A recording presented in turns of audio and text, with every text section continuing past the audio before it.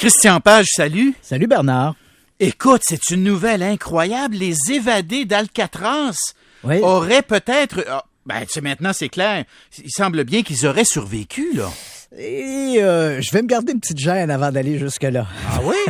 Bon, d'abord, pour les auditeurs, rappelons que ce pénitencier d'Alcatraz, qui est devenu légendaire, c'est un pénitencier qui a eu cette vocation. En fait, c'est d'abord un fort qui avait été construit par les Espagnols au 19e siècle. Il est devenu un pénitencier fédéral entre 1934 et 1963. Et c'était un pénitencier dont on disait qu'on ne s'évadait pas. Alors que c'est pas tout à fait vrai. Il y a eu plusieurs tentatives d'évasion. Certaines ont failli réussir. En décembre 1962, il y a même un prisonnier qui a réussi à s'évader. Il s'est rendu en nageant jusqu'à San Francisco. Mais quand il est arrivé sur la plage, il était tellement épuisé et souffrant d'hypothermie que les policiers n'ont eu qu'à le cueillir. Donc, le pénitencier n'était pas aussi étanche qu'on le disait, mais dès qu'on parle de l'évasion d'Alcatraz, ce qui nous revient en tête, et peut-être à cause du cinéma, c'est cette célèbre évasion du mois de juin. On est le 11 juin 1962. Il y a 3 prisonniers, Frank Morris et les frères Englund, qui depuis des mois ont travaillé à percer le mur de leur cellule pour se retrouver dans une espèce entre deux murs. Il y a un espace de service et à travers cet espace de service, ils vont réussir à gagner le toit. Ils se sont fait de manière très artisanale des têtes de mannequins en papier mâché, des espèces de radeaux gonflables avec des imperméables et puis ils vont quitter l'île d'Alcatraz et on croit qu'ils ont pris la direction de Angel Island qui se trouve au nord de l'île d'Alcatraz, mais quoi qu'il en soit, on ne reverra jamais ces prisonniers. Et c'est devenu en fait une espèce de légende aux États-Unis, dans l'histoire, disons, moderne des États-Unis. C'est une des grandes énigmes. Est-ce que les 3 hommes ont réussi à survivre à cette évasion? Il faut savoir qu'à l'époque, l'enquête menée par le FBI avait conclu que les hommes s'étaient probablement noyés dans la baie de San Francisco. Parce qu'ils avaient retrouvé l'espèce de rafio. Ils ont trouvé le radeau et le matin même de l'évasion, un pétrolier qui traversait la baie de San Francisco a rapporté aux autorités qu'il avait vu un cadavre d'un homme vêtu de vêtements bleus dans l'eau qui flottait. Évidemment, le pétrolier n'a pas pu s'arrêter pour prendre le corps, mais il a quand même informé les autorités. Les gardes-côtes sont allés sur place, n'ont jamais trouvé le corps en question. Mais la description correspondait assez bien au costume qu'avaient les prisonniers d'Alcatraz à cette époque, et on a conclu qu'il devait s'agir de l'un des forçats qui avait réussi à s'évader. Alors, à partir de là, le mystère est resté entier. Est-ce que oui ou non, ces 3 hommes ont survécu? Est-ce qu'ils ont réussi à échapper? Et là, il y a toutes sortes de rumeurs. Et là, voilà que cette semaine, on apprend en fait qu'en 2013, les services de police de San Francisco auraient reçu une lettre signée par l'un des évadés, l'un des frères Englund, en fait John Englund. Dans cette lettre, donc, il faut d'abord savoir aussi que la façon dont l'enquête fonctionne, elle n'a jamais été terminée. Entre 1962, date de l'évasion, et 1981, c'est le FBI qui est en charge de l'investigation. Et à partir de 1981, l'enquête a été transférée au bureau des marshals des États-Unis et l'enquête est toujours effective aujourd'hui. Donc, en 2013, la police de San Francisco reçoit une lettre qu'ils vont éventuellement remettre au bureau du marshal. Et cette lettre, l'auteur dit être John Englund, l'un des évadés. Il raconte qu'il est âgé de 83 ans maintenant, qu'il souffre d'un cancer, qu'il est dans un état de santé plutôt pitoyable. Et il offre même aux autorités, il dit dans sa lettre, si les autorités acceptent de me mettre en prison pour moins d'1 année, pas plus qu'1 année, et qu'on m'offre les soins de santé dont j'ai besoin, je suis prêt à me livrer. Et il ajoute dans sa lettre que, en fait, tous les 3 ont réussi leur évasion, que Frank Morris serait mort en 2008, son frère Clarence serait mort en 2011 et donc lui maintenant âgé de 83 ans, il raconte qu'après l'évasion, il aurait vécu un temps dans la région de Seattle, aurait vécu dans le Dakota du Nord et depuis quelques années maintenant se serait établi dans le sud de la Californie. Cette lettre-là, donc, elle ressort cette semaine parce que, il y a eu une fuite, un journaliste a réussi à mettre la main là-dessus. On en fait grand cas, mais il faut savoir qu'à l'époque, lorsque la lettre avait été transmise au bureau du marshal, on avait regardé le papier, on n'a trouvé aucune empreinte. Il faut savoir que les empreintes des évadés sont toujours fichées dans les bureaux du FBI. On n'a trouvé aucune empreinte sur la lettre et on a fait également une analyse graphologique. On a pris une lettre qui avait été écrite en 1960 par ce même John Englund et on l'a a comparé avec la lettre, en fait, l'écriture de la lettre qui était reçue en 2013. Et les écritures ne correspondent pas. Tu es en train de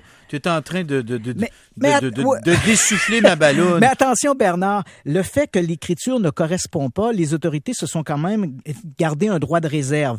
Parce qu'il faut se rappeler que la lettre écrite par Sir John England en 1960, on avait un John England âgé de 30 ans à cette époque. Aujourd'hui, la lettre reçue en 2013, si on croit l'auteur, il est âgé de 83 ans. Donc, tu comprendras que l'écriture d'un homme de 83 ans peut être très différente de cet homme lorsqu'il était âgé de 30 ans. Tous ceux qui ont des parents, moi, mon père a 81 ans, m'a dit son écriture d'aujourd'hui par rapport à les petits mots d'encouragement qu'il me laissait quand j'étais adolescent ou plus jeune. Ça a bien changé. C'est pas la même affaire pantoute. Absolument. En fait, la grande raison pourquoi, parce que tout le monde se pose cette question, pourquoi est-ce que le bureau du Marshal n'ont pas poursuivi dans cette voie-là? Ils auraient pu finalement essayer d'enquêter ou faire cette offre, parce que l'auteur, ce John England, entre guillemets, dit si le FBI ou si la police annonce dans les journaux que je ne serai pas condamné à plus d'1 année, je vais vous envoyer les informations où je me trouve et vous pourrez procéder à mon arrestation. Mais pourquoi le bureau du Marshal n'a pas donné suite à cette lettre-là? Parce que de toi à moi, c'est ridicule. Et pourquoi c'est ridicule? Et je comprends les autorités. Moi-même, si j'avais reçu cette lettre-là, je l'aurais pris avec un grain de sel. Parce qu'il faut savoir que cette histoire de l'évasion d'Alcatraz, c'est devenu un événement marquant dans la culture américaine. Dès qu'on parle de mystère, il y a Amelia Earhart, il y a l'affaire d'Alcatraz, il y a le tueur du Zodiac. Mais Christian, raison de plus, si tu es capable de confirmer... Moi, je pensais que tu étais pour me dire, la raison pour laquelle ils n'ont pas répondu, c'est qu'ils voulaient pas avoir l'air fous, parce que les autorités ont toujours dit que dans le fond, il était mort, puis ils pouvaient quand même pas admettre, après l'avoir dit pendant 30-40 ans, que finalement, les évadés avaient survécu. Ils auraient eu l'air folles, les autorités. Ouais, fait qu'ils ont préféré tenir ça mort. Ouais, parce que si tu veux y aller avec l'angle mythe, moi, j'aime ça. J'aurais bien mieux savoir que non seulement ils étaient pas morts, mais ils avaient vécu jusqu'à 80 ans. Je trouve ça fantastique. Oui, mais en fait, c'est vrai qu'au cours des années, il y a quelques années, en 2015, un reportage à la télévision américaine avait montré une photographie qui avait été prise apparemment en Amérique du Sud, au Brésil, en 1975, par une connaissance des frères England. Et sur cette photographie, on voyait 2 hommes qui se tenaient au milieu d'un champ. Et on nous disait que cette photo montrait les frères England. Et là encore, le bureau du Marshal avait étudié la photographie et avait dit, c'est vrai que l'aspect physique pourrait ressembler aux frères England, mais on ne peut pas se prononcer de manière définitive. Et là, dans le cas présent, en fait, c'est une question de principe. Il faut savoir que ce soit dans le cas des frères England, l'évasion d'Alcatraz, ou que ce soit dans d'autres cas comme le tueur du Zodiac, par exemple, chaque année, les services de renseignement, la police, les services du FBI reçoivent des lettres écrites par le supposé tueur, le supposé évadé, le supposé un tel ou un tel. Évidemment, on ne peut pas donner suite à toutes ces lettres. Et la raison pour laquelle le bureau du Marshal n'a pas été plus loin, c'est qu'on comprendra que si c'était vrai que ce type était John England et qu'il pouvait prouver qu'il était John England, au lieu de contacter la police en disant « Mettez-moi en prison pour moins d'1 année et donnez-moi des services médicaux », le type aurait pu se tourner vers n'importe quel réseau de télévision. Imagine-toi, là, une émission à grandeur d'écoute, l'évasion d'Alcatraz racontée par un des évadés. Il aurait pu faire du fric. On aurait fait un pont d'or. Il y aurait eu plus de gens qui auraient regardé cette émission-là que le match du Super Bowl. Ça, j'achète un peu plus ça. Mais en tout cas, il faut s'arrêter parce qu'il faut que je fasse une petite pause, Christian, mais on y reviendra. On y reviendra si jamais tu as du neuf là-dessus. C'est fascinant. C'est absolument fascinant, je suis d'accord avec toi. Et on va s'arrêter parce qu'au retour, tu veux nous parler de cette impression de la clairvoyance. Moi, j'ai déjà vécu ça. C'est-à-dire, tu vis un moment, puis tu te dis, il me semble que j'ai déjà... Tu as déjà vécu ça. J'ai déjà vécu ça. Je suis en train de vivre quelque chose. Alors, tu vas nous expliquer un peu ce phénomène-là dans un instant. Alors, de retour avec Christian Page. Christian Page, donc, cette impression de clairvoyance. Moi, je vais te dire, à un moment donné, je suis encore député, je suis sur l'autoroute et je roule. Il y a personne, tu sais, je roule et à un moment donné, je suis distrait et je me dis, concentre-toi sur la route, mon bonhomme, parce que si jamais il arrive un objet, tu vas prendre le champ. Ben, dans les secondes qui ont suivi, il y a un pneu qui a débarqué de je ne sais pas trop où et j'ai pu l'éviter parce que je me suis effectivement reconcentré sur ma conduite. Mais j'avais anticipé, mettons. On va dire ça de même. C'est pas de la clairvoyance, là. Tu veux dire c'est de la chance. On ne sait pas. Et la prochaine nouvelle, Bernard, les scientifiques se prononcent pas sur l'ensemble de tous les cas comme celui où les anecdotes telle que celle que tu viens de nous raconter. En fait, ce qu'ils ont fait, c'est une étude qui a été menée, qui vient d'être publiée dans le National Academy of Science of United States. Donc, on comprend que c'est un périodique scientifique très sérieux. C'est une recherche qui a été menée par un groupe de chercheurs en psychologie de l'Université de Yale. Et effectivement, eux sont partis du principe où ça nous est tous arrivé à un moment donné. On se dit, j'ai l'impression que le téléphone va sonner. Et comme on se dit ça, le téléphone sonne. Ou on se dit, j'ai l'impression que quelqu'un va sonner à la porte. Et au même moment, le carillon résonne. Ou j'ai l'impression d'avoir déjà vécu ce moment-là. Voilà. Et ce que les scientifiques ont découvert, en fait, c'est vrai pour moi, c'est vrai pour toi, c'est vrai pour tout le monde. En fait, ce n'est pas tout à fait la réalité. En fait, la sonnette de la porte a retenti avant que tu prédises qu'elle était pour sonner, et le téléphone a sonné avant que tu crois qu'il sonne. C'est notre cerveau qui aurait tendance à mélanger les séquences temporelles. Le téléphone sonne, tu te dis, oh, le téléphone sonne. Mais ton cerveau, lui, a de la misère à gérer ces deux séquences-là lorsqu'elles sont simultanées, et il va les inverser, te donnant l'impression que tu as entendu le téléphone sonner avant qu'il sonne. Et là, ces scientifiques-là se sont posé la question, est-ce que pour les gens qui auraient une propension, parce que ça nous arrive tous, on s'entend bien, ça nous arrive tous, mais les gens qui auraient une propension à commettre cette erreur-là ou à subir cette anomalie du cerveau, est-ce que ces gens-là seraient tentés de croire à des histoires ou à des perceptions exotiques? Alors, on a pris des gens, on a pris des volontaires qu'on a placés dans un laboratoire, et devant eux, ils avaient une espèce de damier dont les cases s'illuminaient. Et on a demandé aux gens de pointer du doigt quelle case allait s'allumer. Donc, une sorte de clairvoyance sur les cases. Et une fois qu'ils ont réussi, en fait, faut te dire que 100% des gens ont répondu qu'ils avaient eu un don de clairvoyance à certains moments. Mais donc, ça pouvait aller de 2 ou 3 fois. On a fait ça des centaines de fois. Certains disaient, je crois avoir prédit 3 ou 4 fois le casier qui était pour s'allumer avant qu'il s'allume. Alors que quand on regardait les bandes vidéo, c'était pas ça qui s'était produit. La case s'était allumée avant que la personne ne fasse la prédiction.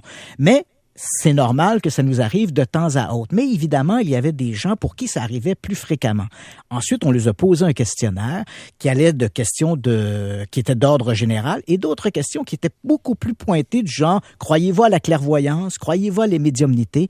Et là, on a constaté que plus les gens avaient tendance à confondre ou que leur cerveau avait tendance à mélanger ces séquences temporelles entre la sonnerie du téléphone et eux qui perçoivent le téléphone qui sonne, bien, plus les gens avaient cette tendance-là à mélanger les séquences, plus ils avaient tendance à croire à la clairvoyance ou à la perception extrasensorielle. Encore une fois, dans cet article-là, les scientifiques sont très, très, très réservés. Ils ne disent pas que la perception extrasensorielle n'existe pas. Ils ne disent pas que les gens ne peuvent pas avoir vécu des expériences empiriques qui les ont amenés à croire à la perception extrasensorielle. Ils disent simplement que notre cerveau a parfois tendance à mélanger des séquences temporelles et lorsqu'il le fait, à répétition, certains individus pourraient être tentés de croire qu'ils ont des dons de perception extrasensorielle. OK, c'est intéressant. C'est intéressant. Il faut être prudent quand même. En même temps, il y a combien de personnes qui nous écoutent qui croient en l'intuition? Mais en fait, Bernard, tu sais que dans les pays industrialisés, 52% des gens croient à des phénomènes paranormaux. Là, on parle de toutes catégories confondues, les ovnis, les fantômes, tout le reste. Plus de 50%, 52%. Et des gens qui croient à la perception extrasensorielle, on parle quand même de 23% des gens qui croient à la télépathie, la clairvoyance, la médiumnité. Donc, c'est quand même 1 personne sur 4 qui croit à ces habilités parapsychologiques. C'est très intéressant, Christian Page. Comme d'habitude, il y avait beaucoup d'autres sujets qu'on aurait pu aborder. On le fera la semaine prochaine. Mais je prends quand même quelques secondes pour dire que tu vas tenir une conférence. Ta prochaine conférence à Montréal, elle est le samedi 10 février. C'est intitulé « Les grandes énigmes de l'histoire » et les gens peuvent s'inscrire au www.christianpage.ca. Donc, les grandes énigmes de l'histoire le 10 février à Montréal, si vous voulez entendre Christian Page. Merci encore une fois. Je remercie l'équipe qui m'a accompagné cette semaine. Bien entendu, Maryse Duchesneau et Alexandra Marcoux. Quand je vous parle des 2 recherchistes, de mes 2 recherchistes, je suis un petit peu possessif quand je dis ça. Merci à Maryse et à Alexandra. Et cette semaine, c'était Jean-Christophe Ouellette qui nous a accompagnés à la console et qui a fait un bout de réalisation aussi. Jean-Christophe, merci beaucoup. Merci à vous, les auditeurs, d'être aussi fidèles. On se revoit, on se reparle.